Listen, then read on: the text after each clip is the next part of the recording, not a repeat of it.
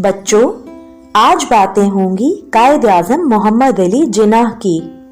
हमारा प्यारा वतन पाकिस्तान 14 अगस्त 1947 को कायद आज़म की क़यादत में वजूद में आया।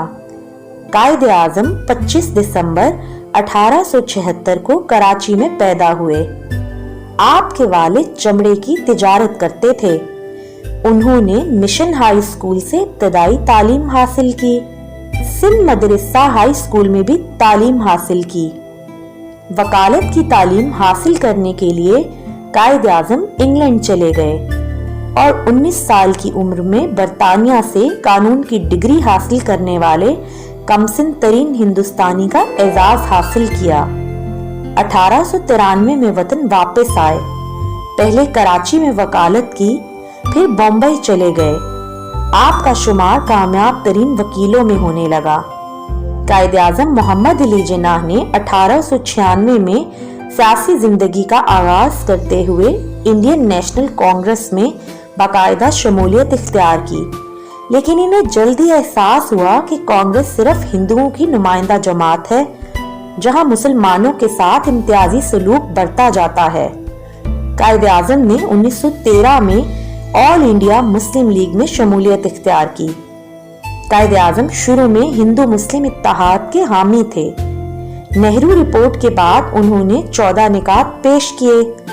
इलामा इकबाल के इसरार पर कायद आज़म 1934 में मुस्लिम लीग के सदर बने। 1940 में मुस्लिम लीग के सालाना इजलास में कायद आज़म की सदारत में मशहूर तारीखी करारदाद पाकिस्तान मंजूर हुई। इस करारदाद में मुतालबा किया गया कि हिंदुस्तान के जिन इलाकों में मुसलमान अक्सरियत में हैं, इन पर मुश्तमिल एक अलग ममलिकत कायम की जाए। कायद आज़म ने अपनी कायदाना सलाहियतों से मुसलमानों को एक प्लेटफॉर्म पर मुत्तहिद किया। कायद आज़म की जिद्दोजहद रंग लाई और 14 अगस्त 1947 को दुनिया के नक्शे पर एक नई ममलिकत वजूद में आई। कायद आज़म पाकिस्तान के पहले गवर्नर जनरल बने। उन्होंने अपनी बीमारी को भी अहमियत ना दी और दिन ब दिन कमजोर होते गए। उन्होंने 11 सितंबर 1948 को वफात पाई। कायद आज़म बच्चों से वालिहाना प्यार करते थे। एक बार कायद ने एक बच्चे से पूछा, तुम बड़े होकर क्या बनना चाहते हो? बच्चे ने जवाब दिया, कायद आज़म। जिन्नाह चंद लम्हे सोचते रहे और फिर कहा, हाँ, पाकिस्तान को एक और जिन्नाह की जरूरत है।